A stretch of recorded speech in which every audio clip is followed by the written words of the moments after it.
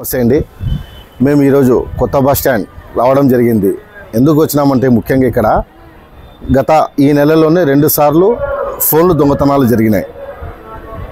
అదే దృష్టి ఇక్కడ డిపో మేనేజర్ గారిని రఫీక్ గారిని సందర్శించి చెప్పడం జరిగింది, కంప్లైంట్ ఇవ్వడం జరిగింది. మేనేజర్ గారిని కలిసి కంప్లైంట్ ఇవ్వడం జరిగింది. సార్ ఇక్కడ మీ ప్రెమిసెస్లో ఇక్కడ బస్సులు వచ్చి దిగిన వెంటనే అజ్ఞాతుల వ్యక్తులు వచ్చేసి ఇక్కడ సెల్లు దొంగతనాలు చేస్తున్నారని చెప్పి అడగడం జరిగింది. అడిగితే దానికి ఆయన మాకు వాయిస్ ఇచ్చారు. ఆ వాయిస్ ఏందనేది మా వీడియో త్రూ మీకే తెలుస్తుంది. ఇంకోటి ఏంటంటే ముఖ్యంగా ఇప్పుడు ఉరుకుందీరైన శ్రావణ మాసాలు స్టార్ట్ అవుతాయి. ఈ నెల వచ్చే నెల 5వ తేదీ నుంచి 5వ తేదీ నుంచి 4వ వారం వరకు ఎన్ని బస్సులు, ఫస్ట్ వారం ఎన్ని బస్సులు ఉంటాయి, 2వ వారం ఎన్ని బస్సులు ఉంటాయి, 3వ వారం ఎన్ని బస్సులు ఉంటాయి, 4వ వారం ఎన్ని బస్సులు ఉంటాయి, ఇవంతా మా వీడియో ద్వారా వాళ్ళు చెప్పడం జరిగింది. దీన్ని ప్రతి ఒక్క భక్తులు దీన్ని ఫాలో అవుతూ దీని యొక్క కేటాయించిన రేట్లు కూడా వాళ్ళు చెప్పడం జరిగింది. ముఖ్యంగా ఇంకోటి ఏమంటే మేమేం అడిగామంటే, సార్ ఇక్కడ మహిళలు ఉత్సవాలకి చాలామంది వస్తూనే ఉంటారు, వాళ్ళ దానిలో ఇక్కడ అజ్ఞాత వ్యక్తులు చాలామంది తిరుగుతుంటారు, దొంగతనాలు జరుగుతాయి, సెల్ ఫోన్ దొంగతనాలు జరుగుతున్నాయి. ఇప్పుడు ఆడోళ్ళు కూడా ఆభరణాలు ధరిస్తూ బయటకు వస్తుంటారు. వాళ్ళు దొంగతనాలు జరిగితే ఏ రకంగానే కూడా వాళ్ళ దృష్టికి తీసుకోపోవడం జరిగింది. వాళ్ళు కూడా ఒక వాయిస్ ఇచ్చారు. దానికి పోలీస్ శాఖ వారికి ప్లస్ ఇంకోటి వాళ్ళు కూడా, ఎందుకంటే ఇక్కడ ఒక రౌండ్స్ వేస్తూ వాళ్ళు కూడా అబ్జర్వింగ్ పెట్టాలని చెప్పి మేము కూడా వాళ్ళకు ఒక మెసేజ్ ఇస్తామని చెప్పడం జరిగింది. ఇంకోటి ఏంటంటే మూత్ర విసర్జన దాని కూడా అంటే మనం మూత్రంకి వెళ్ళినప్పుడు ఎలాంటి డబ్బులు మనం కట్టాల్సిన అవసరం లేదని కూడా ఆయన క్లుప్తంగా చెప్పడం జరిగింది. ఇంకోటి ఏంటంటే ముఖ్యంగా నీళ్ళ సౌకర్యాలు అది కూడా ఎక్కడెక్కడ కేటాయిస్తారని కూడా వాళ్ళు చెప్పడం జరిగింది.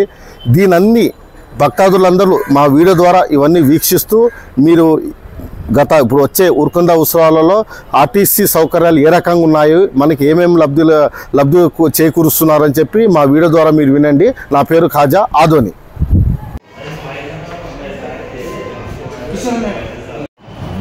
నేను మొహమ్మద్ రఫీక్ అండి, ఆర్టీసీ డిపో మేనేజర్ ఆదోని. మేము ఈ వచ్చే శ్రావణ మాసం అంటే రేపు ఆదివారం అమావాస్య నుంచి మాకు ఉరుకుంద స్పెషల్ ఆపరేషన్స్ ప్రారంభమైంది. ఉరుకుంద ఈరన్న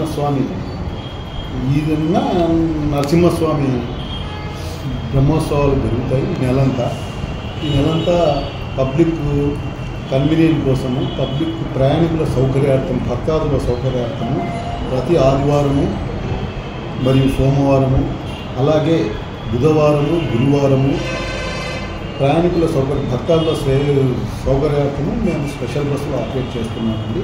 ఆగూరు నుంచి ఉరుకుందకు ఫస్ట్ వీక్లో వచ్చేసి 15 బస్సులు, మొదటి సోమవారము మొదటి బుధవారం గురువారము 15 బస్సులు, 2వ వారం నుంచి 30 బస్సులు, 3వ వారంలో దాదాపు 50 బస్సులు. ఇంకా అదనంగా ప్రయాణికుల డిమాండ్ ఇంకా అవసరమైన ఇంకా పెంచడానికి కూడా మేము కృషి చేస్తున్నాం. మా ప్లానింగ్ అయితే చెప్తున్నాను మీకు.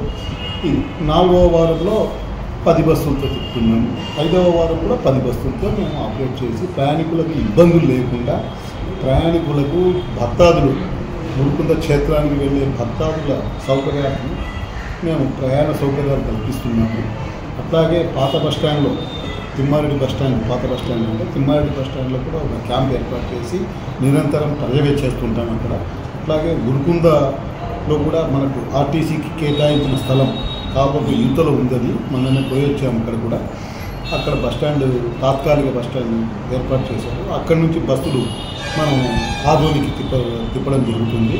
దీనికి లాస్ట్ ఇయర్ ఏ ఛార్జీలు అయితే వసూలు చేశారో అదే ఛార్జీలే వసూలు చేయమని మాకు ఇన్స్ట్రక్షన్స్ వచ్చాయి. అదేవిధంగా మేము వసూలు చేస్తున్నాము. ఛార్జీలు వచ్చేసి ఆదోని నుంచి ఉరుకుంద పెద్దలకు 50 రూపాయలు, పిల్లలకు 30 రూపాయలు. అట్లాగే కుప్పగల్ మాత్రమే ఒక స్టేజ్ ఉంటుంది, ఎందుకంటే రైల్వే జంక్షన్ కాబట్టి రైల్లో వచ్చే భక్తాదులు కూడా ఉంటారు కాబట్టి వారి సౌకర్యార్థము కుప్పగల్